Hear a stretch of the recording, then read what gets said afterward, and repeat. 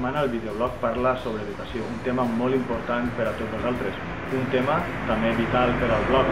A vegades el blog ha estat treballant per l'escolarització infantil de 0 a 3 anys, i una mostra molt evident ha sigut aquest treball i aquesta ampliació de l'escoleta que hem fet en la nostra etapa durant el govern municipal, i és encara el que estem fent a través de la iniciativa legislativa popular i també a través de les millores contínues que fem en l'escola infantil municipal, una escola de titularitat municipal.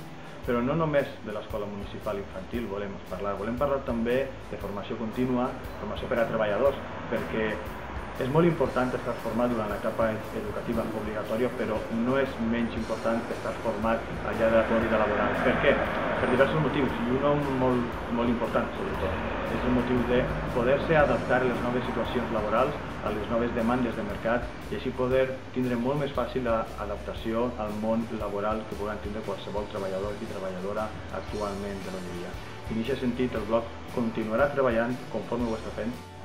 De la mateixa manera que hem invertit i hem fet esforços des del blog en aquests últims anys per l'educació infantil, ho continuarem fent en totes les etapes de l'educació, ja siga els més menuts com també els més grans, perquè l'escola de persones adultes també forma part de la nostra implicació en la vida diària.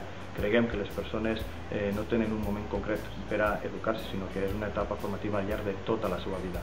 I en aquest sentit creiem que l'educació no només es forma com a persones cultes, sinó també com a persones preparades laboralment per a aquest món que ens ha tocat viure. El blog aposta per l'educació, aposta per el coneixement, perquè en definitiva és apostar per la societat.